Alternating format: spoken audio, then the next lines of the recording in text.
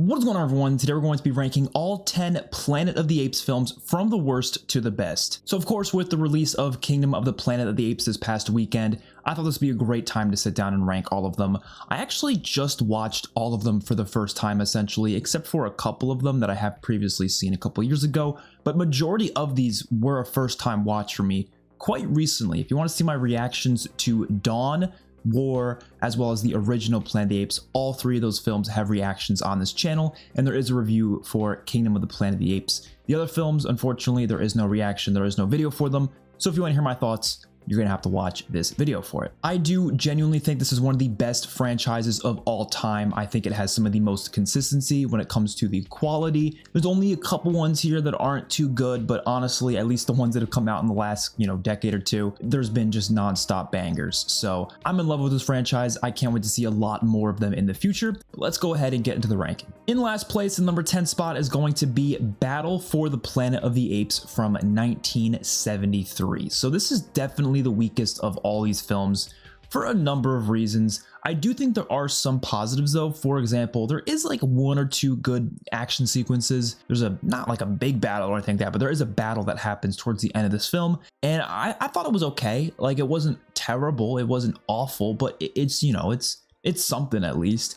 And I do like this movie how it's one of the only Planet of the Apes films where I feel like you genuinely have a plot going on where humans and apes are attempting to coexist together as equals. Like in a lot of the other movies, obviously they exist together and there's, usually power struggles and stuff like that going on, but usually they're very separate. Like usually they're not trying to live in the same community. But in this one, you genuinely have some people, humans and apes trying to live in the same community together. And I do find it to be an interesting concept. Obviously it doesn't go very well whatsoever. And there's obviously power struggles, here or there, but I think it was a really interesting take on it. That was probably one of the only positives actually about this film.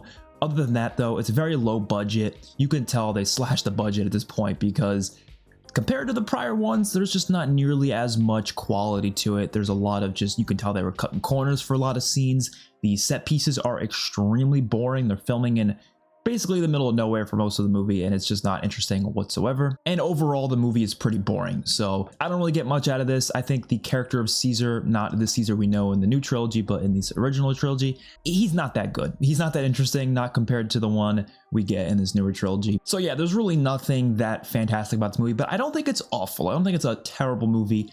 It's just the weakest of the Apes films. In the number 9 spot is going to be the Tim Burton remake from 2001, Planet of the Apes. I don't think this movie is as bad as people say, but it's still pretty rough. It's definitely not my least favorite, as why it's in the number 9 spot. But I can understand why a lot of people have this as their least favorite Planet of the Apes film, because it just feels so soulless. Like when you compare it to the original Planet of the Apes, it's basically rehashing all those ideas, obviously as a remake normally would, but it doesn't do anything interesting with it. It doesn't do anything new with it. And in fact, it actually retracts a lot of the interesting themes and dialogue that the original has. So this does not replace the original whatsoever. You can't say, oh, just go watch the remake, it's better. Like, no, there's nothing about the remake that I feel like is better than the original. Even when you're talking about practical effects, like sure, the practical effects are good here, they look fine, but the original looked just fine as well. So like, I don't see why someone would ever watch this over that original. Mark Wahlberg's in it. He's not that good in it, even though, I think he's a good actor in general, but I just don't think he did that well in this film. Most of the performances weren't that great, except for Paul Giamatti. He was actually kind of good in this. He was genuinely kind of good. I'm usually a pretty big fan of Tim Burton's films. I actually think he's a solid director, but this is the one movie from him that I just don't think was that well made. I don't know why it happened this way.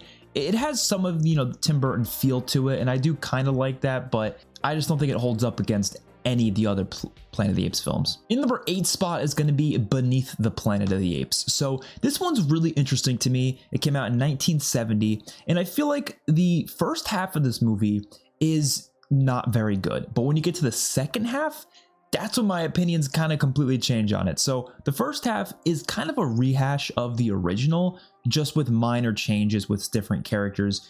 And it's weird how similar it is. And they use a character that looks very similar to Taylor from the first film.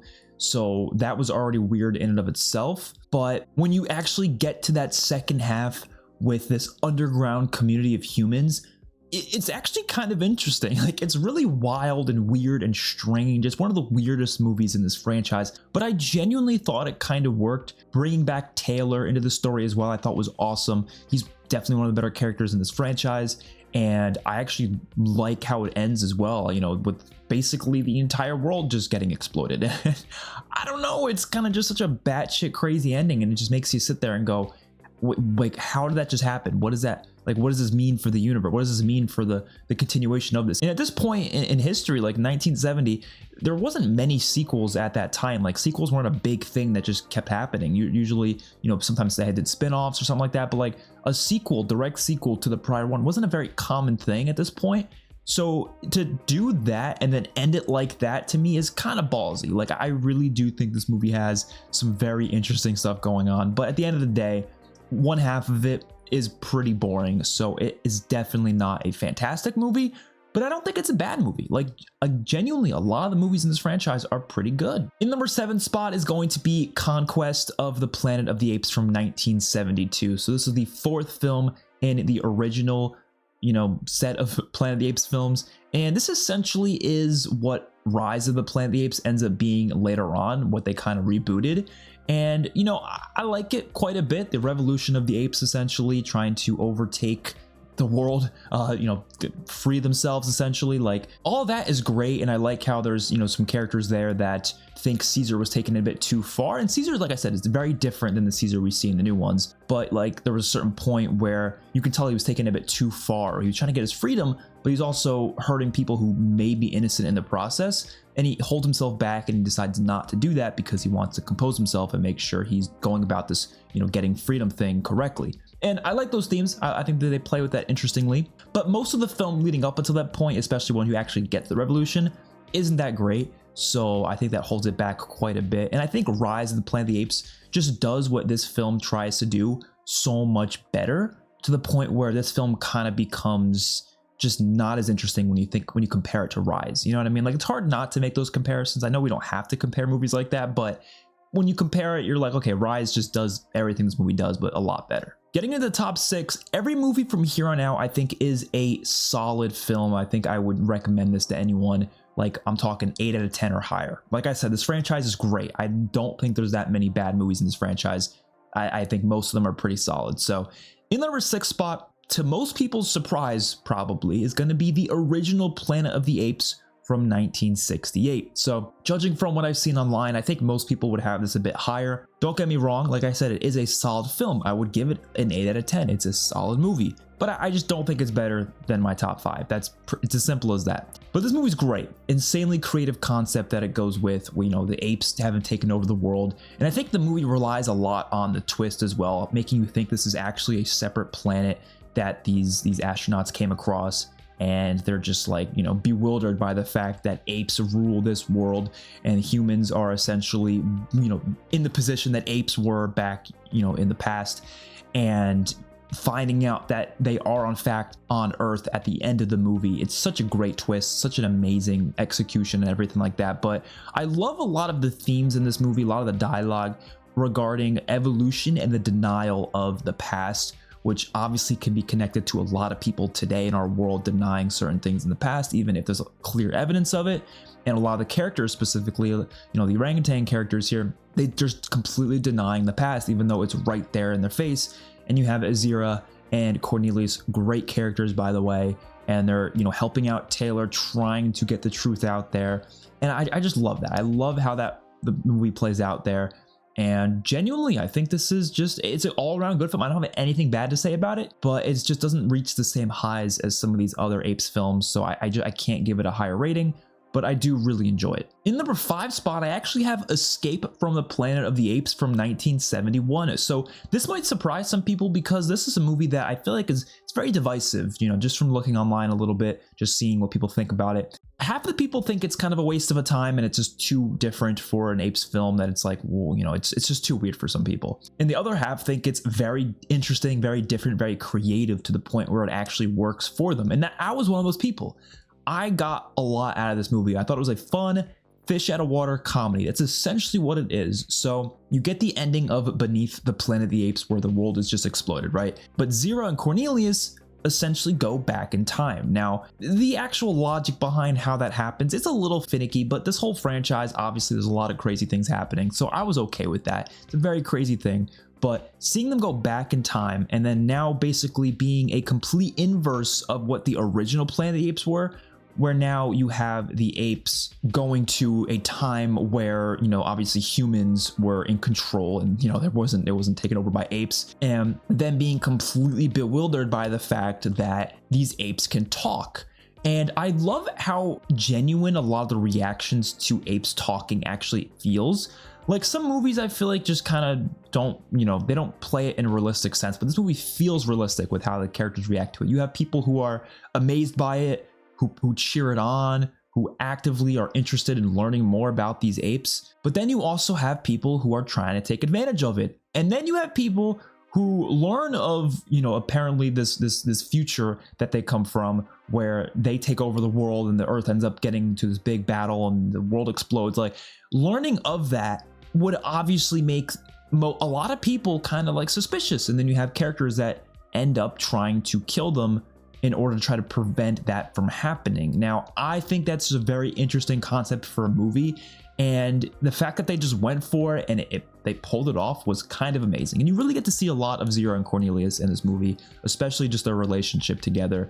And there's a lot of genuine moments there, and I genuinely loved every second of this one. Very surprised that I liked it as much as I did. I wasn't expecting to, but yeah, this is a solid movie. In number 4 spot is going to be Kingdom of the Planet of the Apes, of course, the one that just released this year in 2024, and I really enjoyed this movie. I thought it was a solid way to honor the legacy of Caesar, and in so many just wonderful ways. It doesn't make it so you had to have seen the previous movies to understand what's going on, but obviously you probably should see those movies to understand certain things here, because there are things you will probably be confused about if you haven't seen the previous movies. But I just absolutely loved this new fresh start for the franchise, because there's just so much potential here with these new characters and this new section of the world. It's like 300 or so years after what happens in War for the Planet of the Apes, which I think is a perfect amount of time to go into the future.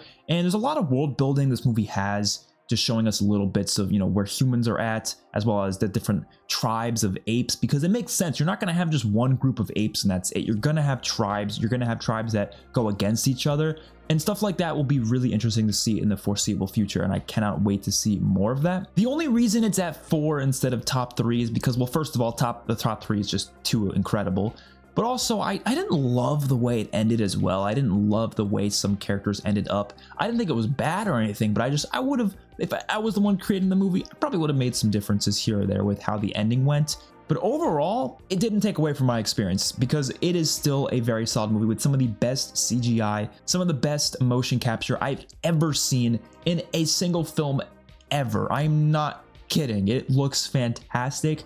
It's just insane, and it's really well directed. Wes Ball knocked it out of the park with this. Soundtrack by John Pacino was great as well. Like, there's just so much to this movie that I think just hits on so many levels. It doesn't have the same emotional pull as some of the other movies, but it's a great start to this new, probably new trilogy. I think they have like 9 movies planned or something, at least in total. So I guess that's like 5 more movies at least. It's a lot they got planned going on. I hope it's going to be like one trilogy at a time, kind of like Star Wars, and hopefully we stick with the same characters for this whole trilogy. And I'm really curious where they're going to go next, because there's a lot of ideas out there, but this is a solid start. And I think the next film in this trilogy, or if it is a trilogy, I think could possibly make Kingdom even better, because I felt that way about the next movie we're going to talk about, which we'll get into right now. So yes, in 3rd place is Rise of the Planet of the Apes from 2011. And what I just mentioned there about, you know, future films making the prior one better, I think that's exactly what happened with this. I thought this movie was fine the first time I saw it. I thought it was all right. But once I watched Dawn and War and then went back to Rise, it made it a much better film for me. And I realized, what was I thinking not loving this movie from the start? Because Rise of the Planet of the Apes is solid. This is such a perfect origin story for everything that happens in the, you know, sequels here, because like, you need to build that up. They could have easily just started this trilogy with everything already happening and then maybe doing like flashbacks of like what happened in the past, but no, they spend a whole movie showing you how exactly this apocalypse started. How exactly did a bunch of humans die? How exactly did the apes become smart? How did they take over? And the movie actually makes it work so well in a grounded and gritty sense. Like, they don't go too whimsical and weird with it. They could have gone weird with it. They could have gone really fantastical and almost been like some of the original films, but they weren't. They played it very seriously, and they actually made it feel believable. This cure to Alzheimer's, making the apes smarter and then ending up killing a bunch of humans because it wasn't a well-made drug. It wasn't tested enough. It didn't have its full potential of what it could be, and just the incompetence of a lot of the scientists there that led to this. Like, that to me felt so realistic, and I do think that makes it more impactful. Will's character and his motivation here I thought was great as well, because they could have just made him this evil guy who wants to just make this drug for money, and there's other characters in the movie that are like that, obviously, but Will's motivation was purely based on his father. He wanted his father to just get cured, essentially. So you see compassion in Will. He was just sort of reckless. Like, that was his main downfall, was the fact that he just cared so much about his father and curing him that he didn't think of the possible consequences of this drug, which of course led to a bunch of people dying, and of course apes being the new supreme power of the world, essentially. I also just love Caesar going from being this house ape to an ape in an actual shelter along with other apes, and the fact that he just never really had contact with apes before, and getting to see his relationship with these characters start off here was so interesting, because then you go watch the sequels and it's so different. Like, for example, Rocket was bullying him at first. He was trying to be all big and bad, but then Rocket ends up being one of the main supporters of Caesar in the sequels, which is so cool to see. So cool to see that development of Rocket. And obviously Maurice was here as well. You also of course get Koba here as well, which he ends up being one of the best characters in this entire franchise. But I love how this movie plays out and the actual revolution here, the apes escaping the shelter, the whole Golden Gate Bridge sequence. There's just so many amazing moments in this movie that I don't know how some people don't like this movie. Like, a lot of people say this is actually not that good, and they say like the sequels are just miles better, and I do think the sequels are a lot better, obviously, but like, that doesn't change the fact that this movie is still very solid. The moment where Caesar yells no to Draco Malfoy,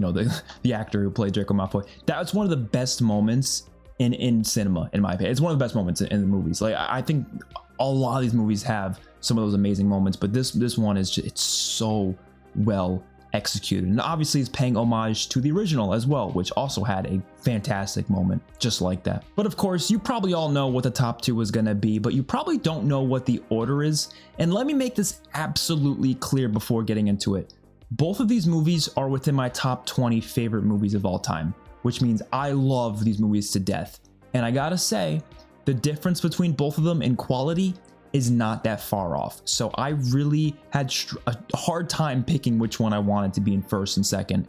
I really struggled there. So just know that I don't care what order you put them in, even myself. Like, I could change this tomorrow if I wanted to. Like, it's a minor difference between them. It really is. But in number 2 spot, I'm gonna go with War for the Planet of the Apes. I can't even fully explain why I'm putting this below Dawn, but we'll talk about that later. I'm gonna just try to say as much as I can, because there's no negatives for either of these two movies. These two movies are pretty much perfect to me, but let's just talk about them. So War for the Planet of the Apes, I love how much this movie focuses on the apes, right? Because of course some of the other movies focus a lot on humans. Obviously Rise has a lot of focus on humans, like Will, and then Dawn, we'll talk about a little bit later, focus on humans a lot. But War focuses so much on the apes. Like, there's not many heroic human characters, which I like that about the prior movies, I do, but I also like that this one focuses just on the apes as the protagonists. And obviously you have fantastic apes. You got Caesar, Maurice, Rocket, Luca, Bad Ape, which is such an underrated character. I love Bad Ape, he's fantastic. And just the amount of death in this movie, the amount of characters that are killed off. I mean, this franchise is not afraid to kill off characters at all. They do it left, right, and center, and it is so emotional every single time. I can't watch this movie without crying at least a couple times. Caesar's leadership arc in general is one of the best character arcs in history. He's one of my favorite fictional characters of all time. So just seeing that kind of come to an end here is just so incredible. Him trying to constantly maintain peace for the sake of his ape family. Like, that's the only reason he's trying to keep peace so much. He doesn't want to see people die. He doesn't want to see anyone die, even humans. He doesn't want to see anyone die. And it's just constantly happening because a lot of people still blame the apes for what happened. And also, you go back to, Dawn, of course, and what Koba basically started this war. So there's just a lot of things that happened that ended up making it so, a lot of the human characters don't trust the apes. And then that's why this war happens in the first place. And it's there's so many fantastic scenes. I mean, Matt Reeves, of course, he directs Dawn of the Planet of the Apes and War for the Planet of the Apes. He is one of the best directors of all time. He knows how to direct scenes. He knows how to make a movie look amazing. And he shoots this movie so incredibly well. It's one of the best looking movies of all time for me. Every scene just looks so well shot. Like, I don't know, it's perfect. Michael Giacchino's score here is fantastic. I mean, his soundtrack in this film and Dawn is like some of my favorite soundtracks of all time, but I think this one's even better. There's a couple of themes in there that just rock my soul. Like, it's so damn good. Woody Harrelson as the Colonel is a fantastic villain. He gives a great performance, and you actually understand his motivation. You don't agree with it. You definitely don't agree with it, but you kind of understand why this character ends up this way and the way they end that character. Like, it's so perfectly handled. And I also love the character of Nova. And of course, the name Nova is very much brought up throughout this franchise, very constantly brought up name. And I do really enjoy what this character represents here. And almost in a way, she's kind of a mirror to what Caesar was in Rise of the Planet of the Apes, based on the fact that she's growing up with this ape family, whereas Caesar grew up with a human family. I really like that mirror. I think it's a really interesting way to go about that character. Overall, this movie is emotional, it's impactful, it's beautiful. Like, there's so many beautiful moments in this movie. Just something as simple as Luca putting a flower on Nova, like stuff like that is just, it's so good. And the comedy here is also great. There's actually a lot of funny moments that don't, interrupt any of the emotion, but they're just laugh out loud moments, and to me it works. And of course, that means in first place is going to be Dawn of the Planet of the Apes from 2014. This movie's just perfect. Like, I don't know what else to say. It's perfect all around. One of my favorite movies of all time.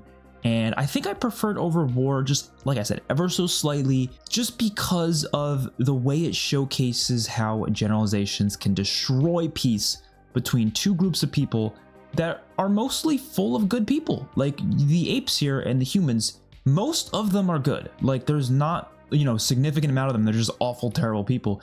So the problem is that the whole thing is just ruined because there's a couple of bad apes and a couple of bad humans. And because of how people are with generalizations, they see a couple of apes doing bad things, and it makes them think, oh no, the apes are all like that, they must all be working together. And same with the humans. Like, again, Koba couldn't get over his hate for humans because of the humans who, experimented on him and did all those terrible things to him.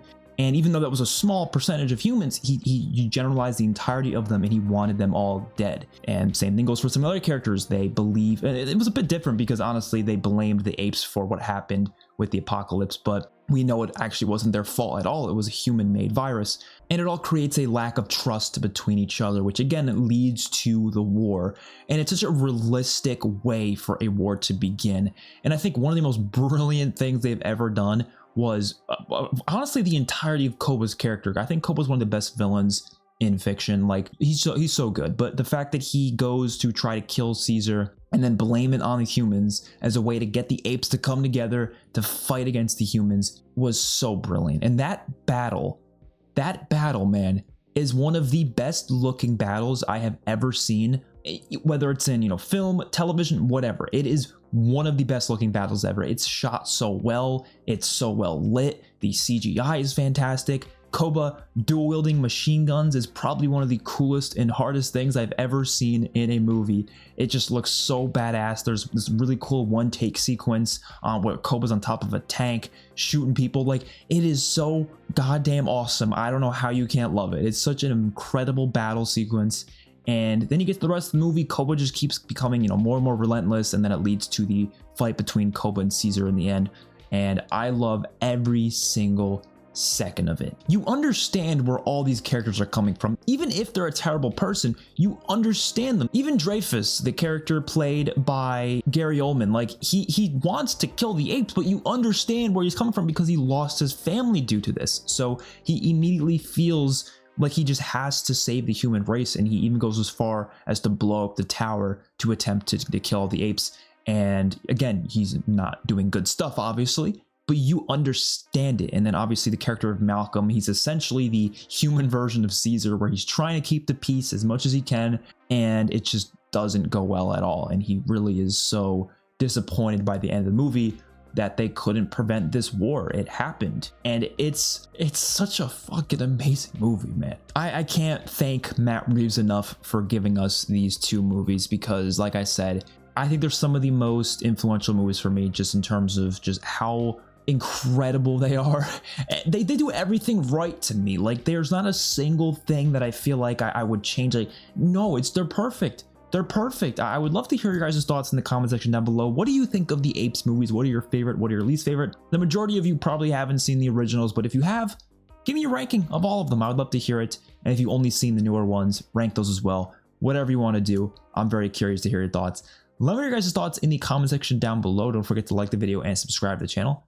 Peace out, everyone.